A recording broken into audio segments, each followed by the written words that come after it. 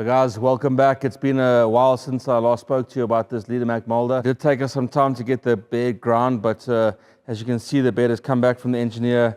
It's 100% reground, which is what we're wanting to see when we deliver machines to our customers. We always say at GFP, the most important part of the machine is the brain of the machine. We've gone through the full electrics. You can see the panel is looking very, very neat and ready to go to any customer that wants a machine. To remind you, this is a 7-head moulder, Leadermac 7-head. All the motors have been taken off.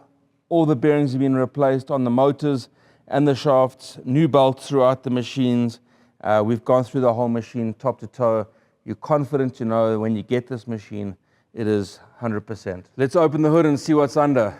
So you can see we've gone through the whole machine. All the feed rollers have been replaced. It's got cutter blocks on the first two heads. The rest of the heads is depending on what the customer is needing and what he wants to profile. So guys, there's only one bit of bad news, that this machine has been sold. Got sold to a customer out in KwaZulu-Natal. So this machine is gone. But good news, we've got an 8-head moulder, pretty much exactly like this, but with 8 heads. Really nice machine. It's going to go into the factory very soon. We've got beautiful 5-head Leadermac moulders, Weinig SEM moulders that are coming into stock as well.